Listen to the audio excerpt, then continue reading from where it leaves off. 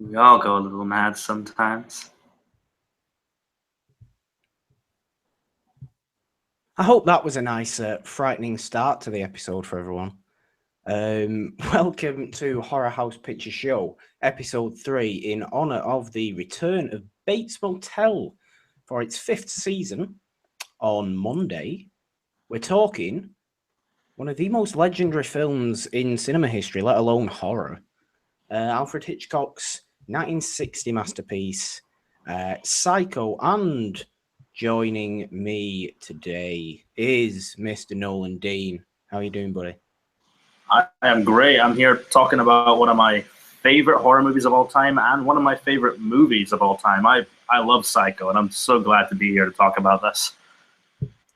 Excellent, excellent, excellent. Well, let's start us off saying, I mean, this film is nearly 60 years old, so this is going to be full of all sorts of spoilers, but probably if you're even thinking about watching this, you already know Psycho well enough to not care about that sort of stuff.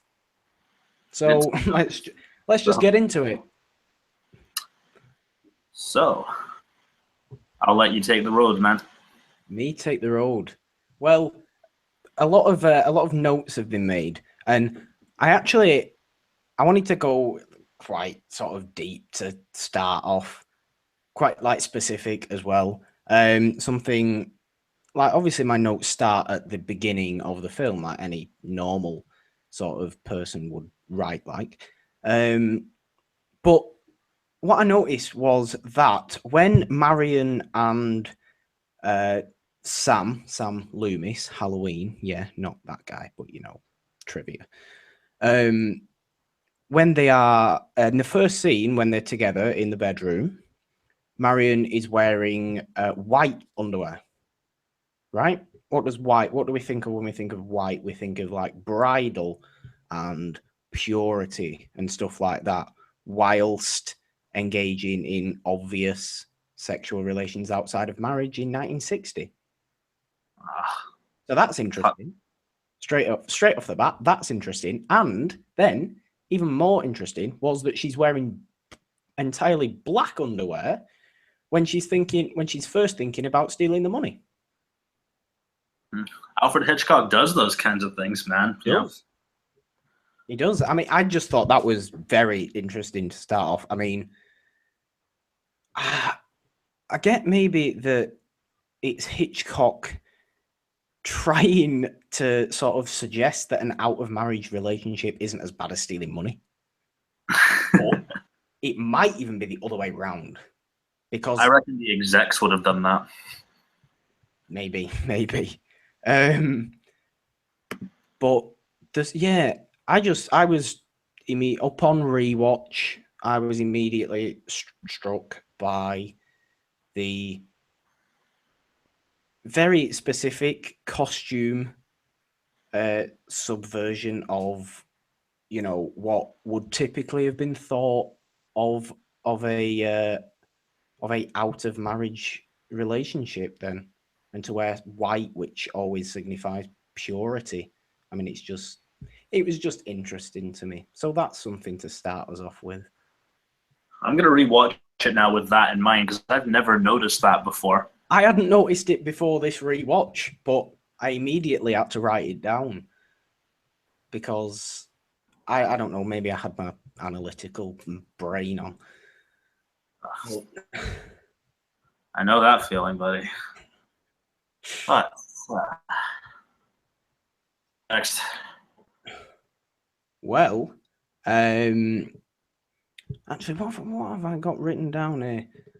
I have actually got a little bit on the fact that Marion is a very sort of morally grey character, which seemed to be in line with a lot of Hitchcock's leading ladies, especially in his, sort of films of that era, from like Vertigo, Kim Novak, very sort of, well, I mean, if you've seen Vertigo, she's all over the place in that film. She's like, you don't know if she's good, you don't know if she's bad, you don't know if she's in on it, you don't know if she's not.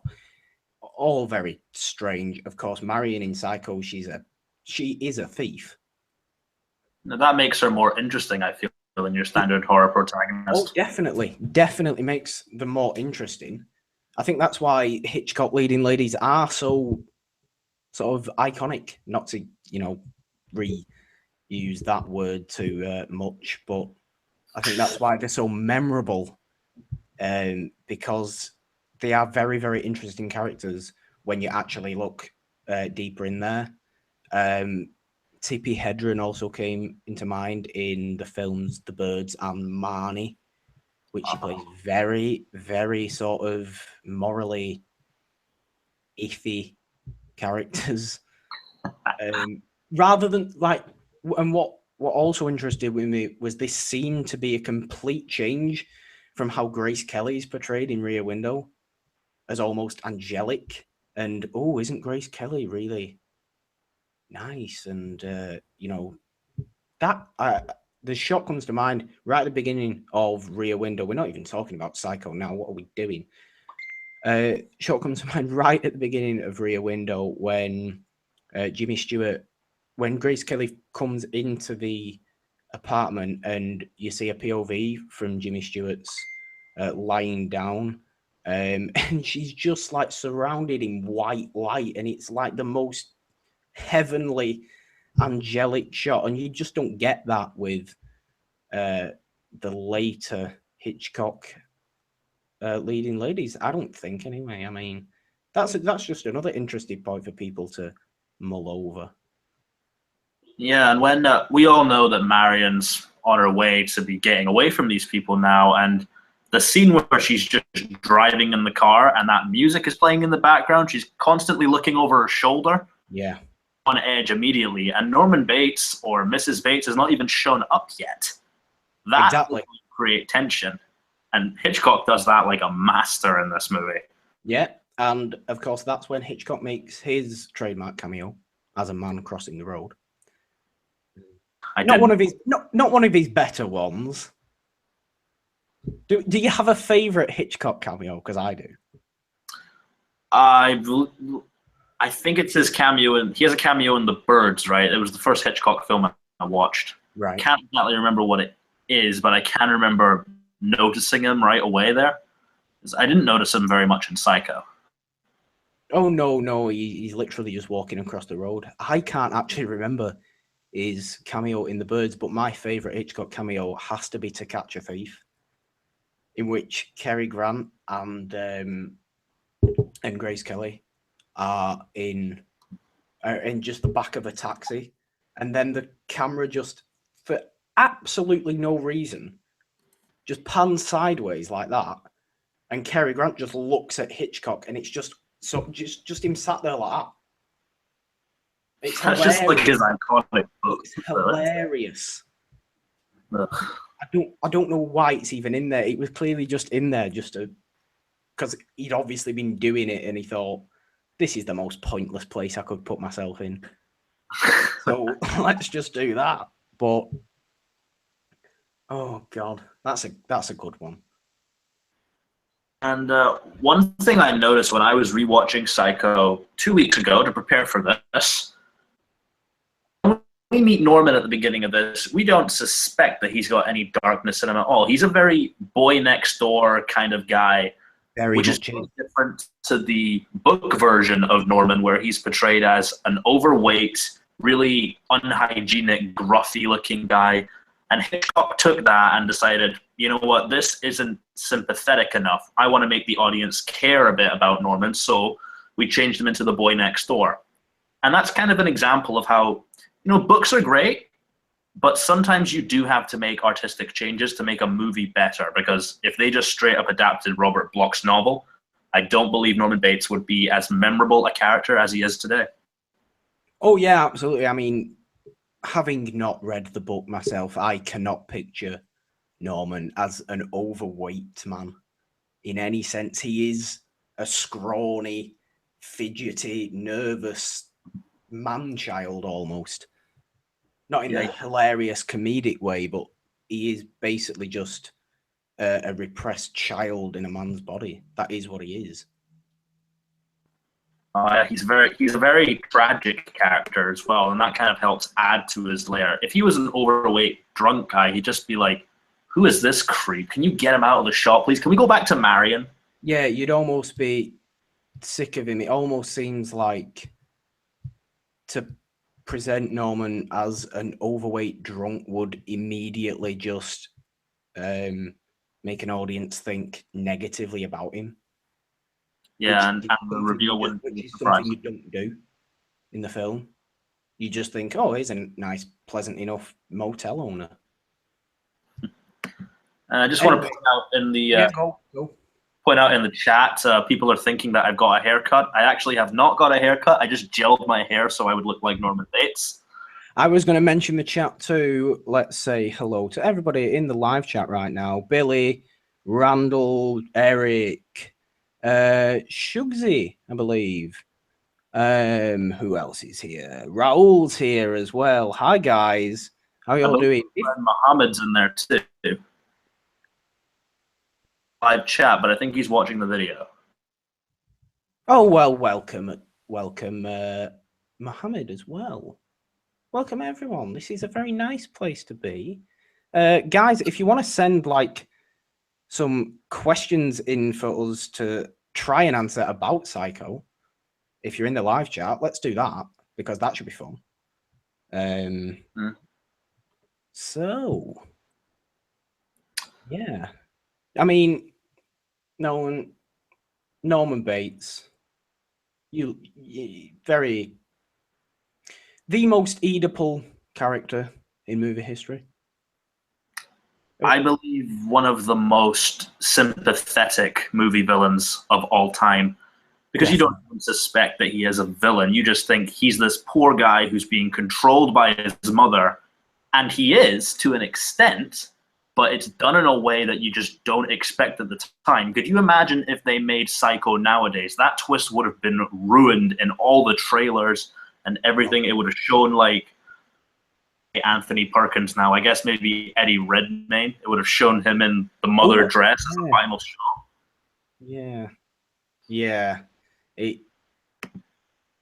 And he is, though. Norman is an incredibly sympathetic character because by his second scene in the film, you immediately realize that he's got some sort of deep lying issues. He is a very damaged man. What have I mentioned here on my notes? The foreshadowing. I love the foreshadowing when he's showing Marion her room and he points to the bathroom and just says, you know, he sort of fidgets and he just says, and there's in there. And she's the bathroom. It's all the little things that just make this movie great. I adore that piece of foreshadowing because you're not thinking about that, are you? First watch of this film, you're not thinking, oh, something's going to happen in the bathroom. If you know absolutely nothing about it, which is rare, to be honest, it is like not knowing the plot of Star Wars. It is that, for me anyway, it is like that.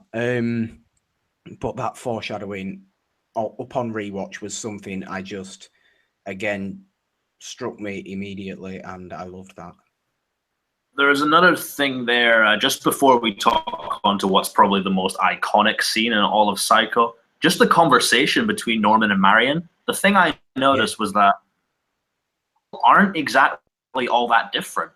You know, Marion's on the run from something, and Norman is trying to escape something that he just can't help. But I think that just makes the two of them more interesting as a hero-villain pair. But of course, as we all know, this is one of the rare instances where they decided we're going to kill off the leading lady a third of a way into the movie, and that was something that just had not been done yet. All the more memorable. It does. I mean, not even just for the time it was made, 1960. If we'd never seen something like that before and it was done now, killing off your protagonist a third of the way through the film would still be stunning. It would be. It is the most bold choice in film storytelling that I think there's ever been. No single person is ever expecting that to happen, you know. And we can talk about the way it happened and the shower scene, and there's 78 cuts or however actually many cuts it was. I think something like 27 Yeah. is the actual. Going back to how it is in the book, the shower scene is actually a lot more violent in the book. Oh yeah, I mean it seems like it's violent in the film. You think, because of the amount of cuts, you think you're seeing nudity, you think you're seeing knives going into her body, and you're not seeing any of it. It is just the way it's edited. The music just adds to it. Bernard Herrmann, or Bernard Herrmann, depending on where you're from, of course. Just going to welcome some more people into the chat. Colin Murr, and who else is here? Oh, Brianne from Miss Movies. Miss Movie. Hello. Welcome. This is truly an honor. Thank you so much for watching this. I'm a big fan. We're all big fans here. How could we not be? And just to get slightly off topic for a minute, Brianne, you were robbed on TV fights. Absolutely agreed there. I love the two other fighters, but robbed. Back onto Psycho. But you know, the shower scene in the book of Psycho, it doesn't actually have a stabbing in it.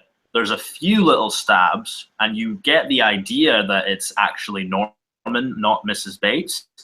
But Marion Crane is beheaded, stabbed in the shower. Beheaded Game of Thrones style. With a kitchen knife. Like, I get why you know. Oh, that's horrible. I'm just touching my neck now. That's like, I mean, you couldn't have possibly shown something like that. You couldn't even do that today, I don't think. Oh, there's plenty of beheading. There's plenty of beheading. There's plenty of believable beheading. I guess so. Let's see if they do it on Motel. You could not have done it anywhere near as stylishly as Hitchcock did it. At all. Of course not. At all. What else have I got written down? I've got a lot about Norman.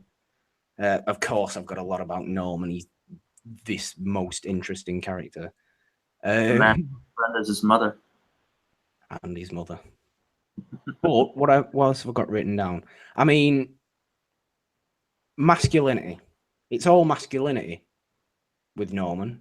The fact that, you know, his masculinity is very fluid. He goes from being an out-and-out killer to, you know, whether it's him or not, you know, but he goes from being an out-and-out killer to being a child afraid of his mother. I took that sort of as it's the mother persona that gets jealous whenever Morgan tries to do anything that's within the realm of... Did you just call Norman Bates my name? No, I said Norman Bates, not Morgan Bates. I thought I heard that. Please tell me, guys, chat, did he say Morgan or Norman, or am I just going insane? You might just be going insane. Maybe probably I'm going insane. I can't tell. Like I was saying, like, the mother personality within Norman is something that just gets jealous whenever he's talking to another girl or he's doing something that's out of her control. And the mother will do absolutely anything to protect her child, even if that means murder.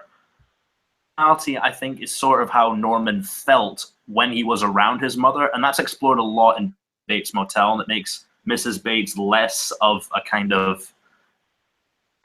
It's more how Norman saw his mother as, because she was so protective. She just wanted to keep him safe from everything.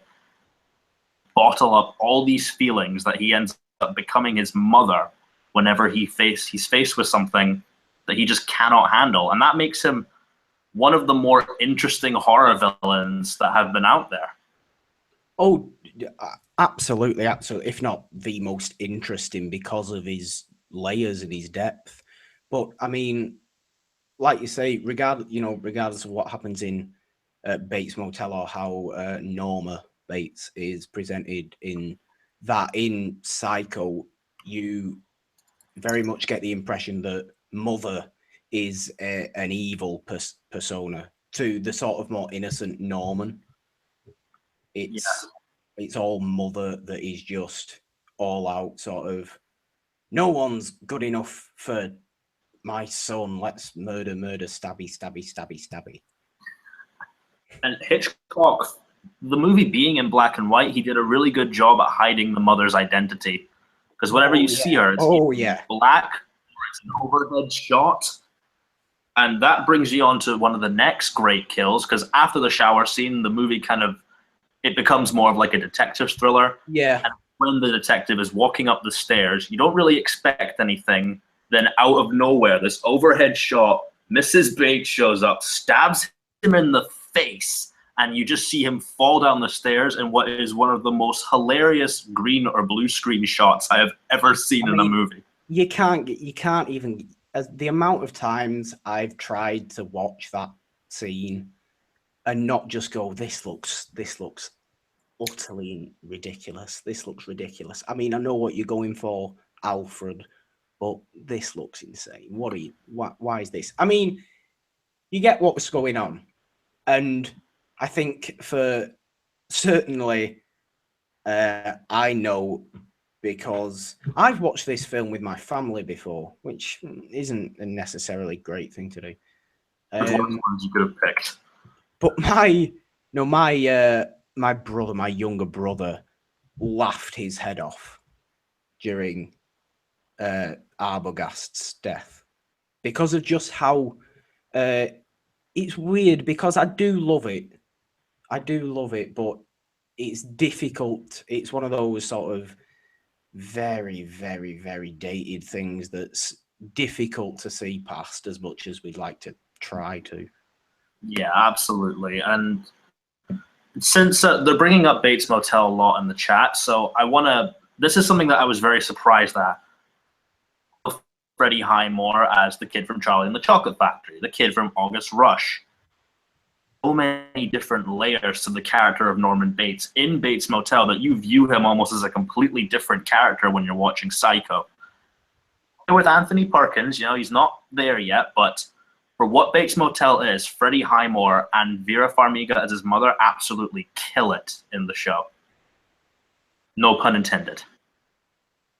Oh yeah, I mean, I never had any desire to watch Bates Motel, and I have not watched Bates Motel as of this day. I don't really want to. I think the idea of a contemporary set prequel to Psycho just sort of weirds me out.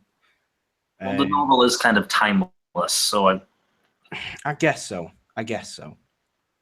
But no, what you say about Norman and his mother, and the way they are sort of, and Freddie Highmore as well. You don't think he can. I completely trust your judgment when it comes to these type of things. If you tell me Freddie Highmore is incredible in Bates Motel and so unlike what we saw him as in the mid 2000s in Charlie and the Chocolate Factory and various other things like that. I just think it's really impressive that a guy can go from that to actually being a successful re-representation of Norman Bates. Well, Heath Ledger went from Brokeback Mountain to the Joker, so anybody can do it. He did, I guess so. Fair enough, Freddie. You've got me there. All right. And there's two more things I think we can mention on this, maybe before we get into some questions in the chat. Number one, Deal of the Mother is one of the most terrifying plot twists and terrifying scenes I've seen from any movie, let alone a horror movie. Oh, definitely. Only work if it was in black and white. Absolutely. That is an an example of something that is in no way dated or anything like that. You could watch that in another 40 years and it would still have the same effect. Everything is building up from that when Marion's sister and Sam Loomis, they go into the house, you're thinking, oh God, they're going to find something. Then they're searching around, the tension just builds. And they did. There's there's a reason that Hitchcock is known for building tension. It's because he does it so well in literally everything. But this one is particularly impressive. I mean, when she goes down into the fruit cellar and turns the skeleton around and lets out that scream, and then you think it's ended, but it's not, because another blast from the Bernard Herrmann score comes in and Norman steams through the door dressed as Mother, grasping the knife, and then you get music. One of the most terrifying. It's incredible. For sure. He's absolutely incredible. Oh my God. What else have I got written down before we get into some more specific questions?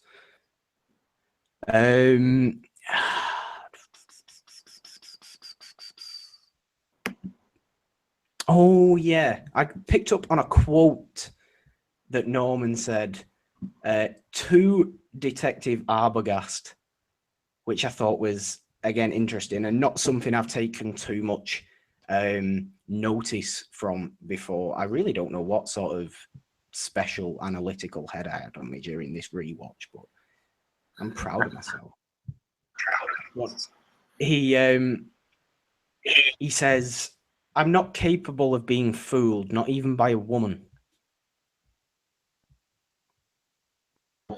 I mean, let's just mull over that, because I will give you that. This will make it better on a rewatch. Psycho can give you so many new things. It really can. I didn't think it could give me this much sort of new thoughts on it. I mean, I thought I knew it pretty well, but maybe there's even more layers than we originally thought, because I mean, that's when he's getting sort of nervous. That's when Arbogast is really grilling him about where's this Marion? Where's Marion? What have you done with her? And he's like, he's trying to play innocent. But then he just comes out with, "I'm not capable of being fooled, not even by a woman," which is just, it's a really, really interesting quote. I mean, it leaves, films like these can just leave you speechless. Yep. And there's one more scene in this that does leave me speechless. I'm sure it's the one most people remember. After the psychologist explains everything with Norman's condition and does it in a very interesting way, we're late to this thing where we can see Norman's all institutionalized. He's locked up. The mother personality over him completely. He's just given this blanket. And you were saying it earlier before we started. He responds in the mother voice. And then he just looks at the wall and he's like, "A fly." Creepy smile that Anthony Perkins was known for the rest of his career. Yeah, that's all. As far as most people are concerned, that smile is all Anthony Perkins ever did. And I believe he did direct. It's just scary for everyone. But that final monologue is just another reason why Psycho is such an incredible film. Such a deep film. I mean, like I did say to you, I'm not expecting him to respond in Mother's voice. So that shows you right there that he is basically just completely turned now. And end it perfectly there. Yeah. It's a perfect movie. It does not go 1 second too long. It really doesn't. And to anyone in the chat, is there any questions that you want to ask us just while we're on here about Psycho or Hitchcock or anything else? I mean, you don't have to. No pressure, guys. Billy says maybe Split took inspiration from Psycho. I completely agree with that. I would think it certainly did. Yeah. I mean, yeah. That seems very sort of clear. I mean, as good as Split was, I mean, we even did the first episode of HorrorHouse Picture Show on Split the other week. Yes. With even us two as well. So if you like us two, go watch that. Eric says, did we watch any of the sequels? I have not seen any of the Psycho sequels. No, I haven't either, Eric. I don't ever plan on killing myself like that. I did hear Anthony Perkins directed one of them, though, which intrigues me. Did he? Yeah, I think he directed like the third one. I could be wrong on that, but I can't really get into that. Raul is saying favorite Hitchcock. Mine is Rear Window, without question. Psycho is actually my third favorite behind Rear Window and Vertigo. My favorite Hitchcock movie is this one. I love the ideas, I love the story it sets up, and I love what this movie did for the slasher genre. It's an easy answer, but the easy answer is often the right one. Psycho is my favorite Hitchcock movie. Colin Murr, most underrated Hitchcock. I've got to go with Marnie, because people don't talk about Marnie anywhere near enough. It was 1964. It was his film that he did after The Birds, and it was really when Tippi Hedren and Hitchcock really would just sort of it was just that relationship was just damaged. I mean, it wasn't even, it wasn't like a relationship, but he was a despicable person to her. But Marnie is a very interesting film. Sean Connery's in it as well. Which always great. Like, we're talking early Bond. Sean Connery is in it. So, but the best Bond, in my opinion. Of course. But yeah, he's really sort of very creepy in it. And Tippi Hedren gives a wonderfully vulnerable and damaged performance. Again, like I mentioned before, she is a very sort of, you don't know exactly where her morals are. I just don't think enough people talk about Marnie when talking about the great Hitchcock one. So it's got to be that for me. Have we got any more? I've not seen many films. I've seen my fair share, but I would say that because it's one of the best animal attack movies since Jaws. Oh. The Birds and Jaws are like animals are trying to kill us movies. Yeah, if Jaws rules the ocean trying to kill you, then the birds rules the air trying to kill you. And Mohammed is in the live chat. He just asked me Psycho or Jaws. You know my answer, buddy. I'm always going to say Jaws. That is my favorite movie of all time. Psycho or Jaws? That is a difficult question. I mean, it's got to be. Why am I doing like a Kevin McAllister right now? Because you are Kevin McAllister, obviously. I'm not Kevin McAllister. Oh, God. There are so many pros and cons to both. Can't choose. Refuse to choose. Jaws. Refuse. And Mohammed, you should watch Jaws. For how many times have I told you you need to watch Jaws? Randall says Jurassic Park. Jurassic Park is very good. No, to answer the question, Jaws or Psycho, he says Jurassic Park. As long as he doesn't say Jurassic World, then we're good.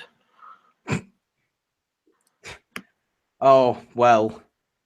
Guys, I think that might do us. We don't want to go too long with this. So, I mean, Psycho is there's a reason it is one of the most talked about, one of the most memorable, one of the most famous movies ever made. It not only started the slasher genre, sort of a good 12 years before slashers really started to take off. Maybe 13 years. But Norman Bates is an incredible character. Nolan, I know you brought up before we started recording, the AFI listed Norman Bates as the second greatest movie villain of all time. Behind Hannibal Lecter, which I would say you would swap those two around because, Hannibal Lecter's great, but to the Lamb's long enough to be considered the villain. Norman Bates is the villain of his movie. Well, Mother is the villain of Psycho. Touche. Layers.